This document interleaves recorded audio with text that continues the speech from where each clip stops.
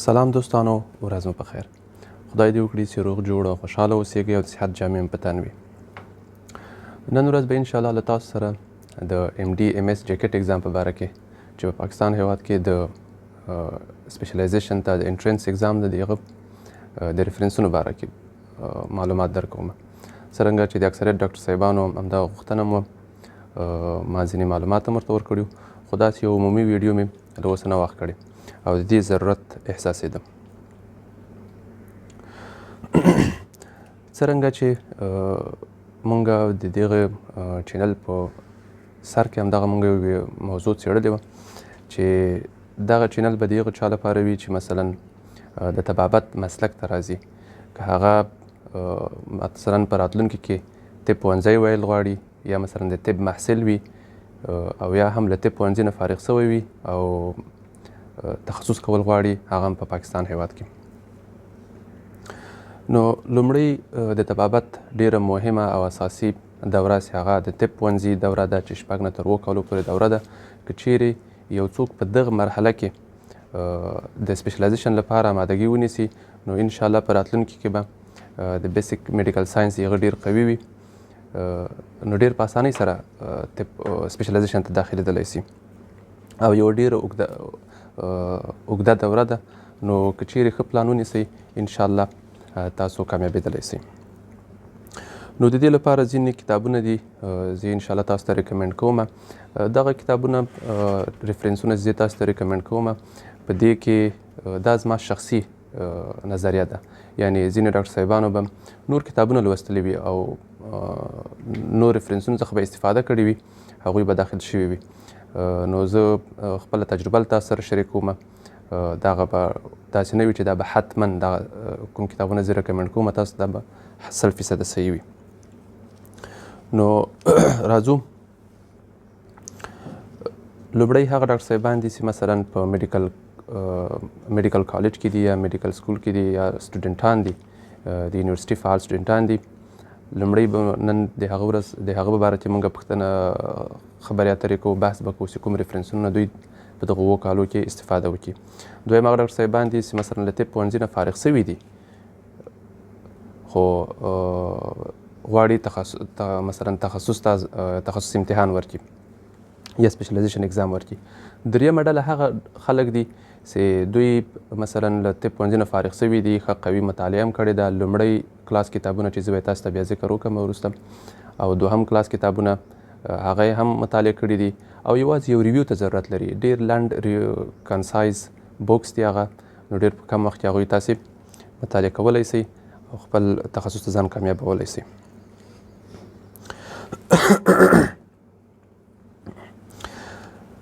څرنګه چې موږ او تاسو پوهیږو د طب کتابونه عموما په 2 ډوله دي، یو بیسیک میډیکل ساینسز ده یا پاراکلینیک دوره ده، او دوهمې چې ده هغه کلینیک دوره ده، هغه د کلینیک دوره ده چې هغه کلینیکل ساینسز دي. نو لومړی راځو موږ هغه د بیسیک میډیکل ساینسز کوم کتابونه چې دي هغه موږ مطالعه د هغه په باره کې موږ بحث کوو. بیسیک میډیکل ساینس کې مختلف کتابونه دي چې هغه اول چې څرنګه طب پوهنځي ته یو څوک داخل سي نو هغوی له امبریولوژي نه شروع کړي. امبریولوژي ما خپله چې مطالعه کړې وه هغه د لانګ مین امبریولوژي وه. دویم د هغه څخه وروسته بیا اناټومي ده. اناټومي کې ما له خپله استفاده کړې وه له ګرې اناټومي څخه. ګرې اناټومي فور سټوډنټس ډېر مؤثر کتاب ده. همدارنګه له نیټر اطلس چې په هغه کې ډېر په عالي کیفیت باندې مختلف ایمیجز دي، هغه کې ډېر په ښه ډول تشریح شوي دي. او د بله د سنیل اناټومي ده. دغه هغه مهم کتابونه دي چې مثلا تاسې باید مطالعه کړئ. د هیسټولوژي په باره کې زه باید ووایم چې جان کیری هیسټولوژي ده، ډېر ښه کتاب دی، ډېر ښه ایمیجز لري. نو تاسو له هغه نه که استفاده وکړئ د پوهنتون په جریان کې ډېر مؤثر کتاب ده. او د فیزیولوژي ما خپله چې مطالعه کړې وه د یو څه وخت لپاره ما هالینډ هم مطالعه کړې وه، خو هغه ډېره اوږده ده، ډېر وخت نیسي. د پوهنتون په دوره کې نو په دې اساس باندې لپنکارټ ډېره ښه فزیولوژي ده، هم لنډه ده او هم پرمفهومه ده. نو تاسو که د هغه نه استفاده وکړئ ډېره ښه وي.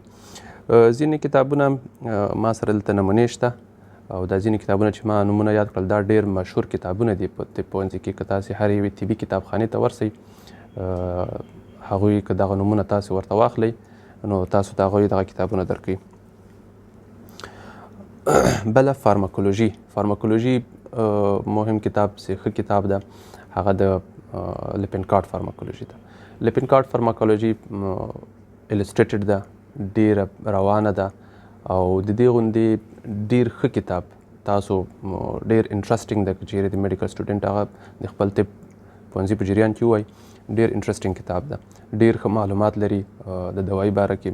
ځکه چې اول څوک طب پوهنځي ته راځي نو هغه ته ډېر زیات پوښتنې وي، خصوصا د درملو باره کې، د ډرګز باره کې چې په هغې کې ډېر ښه کلاسیفیکیشن سوی ده، ساید افیکټ او هر څه ډېر په واضح ډول ویل سوي دي.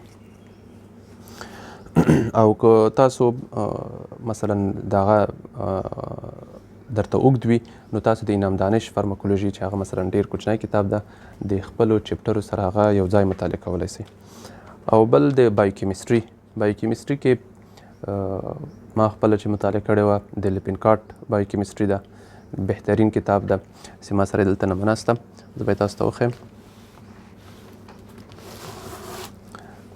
دغه د لپنکارټ بایوکیمستري ده. خو په دغه کې باید تاسو هغه عنوانونه مطالعه کړئ چې هغه تاسو ته مثلا د پوهنتون کې ویل کېږي یا هلته تدریس کېږي په څنګ کې ورسره که دغه کتاب تاسو مطالعه کړئ ډېر به ښه وي او تاسو لپاره ډېر مؤثر تمامېدلی شي. مختلف ډېر ښه چپټرې دي، کاربوهایډریټ او لیپید هر څه دغه کې ډېر ښه په اساسي ډول تشریح شوي دي. او د مایکروبیولوژي او ایمونولوژي باره کې د لپنکارټ هغه هم ډېر بهترین کتاب ده، که تاسې هغه مطالعه کړئ ډېره به ښه وي. نو دا خو هغه مختلف ریفرنسونه سو. که زه تاسو ته په لنډ ډول درته ووایم که چیرې تاسو مثلا دا مختلف کتابونه نسئ پیدا کولی یا تاسو مثلا لاسرسی نه لرئ، یو سیریز چې ډېر مشهور ده په ټوله دنیا کې او هر ډول معلومات په هغې کې شته چې هغه د کپلان کتابونه دي. نو که چیرې تاسې لومړی سیټ کتابونه یا د پارامیډیکل کوم کتابونه چې دي هغه که تاسو واخلئ په هغې کې د اناټومي، فیزیولوژي، فارماکولوژي، پاتالوژي همدغه ټول اخکوی سي.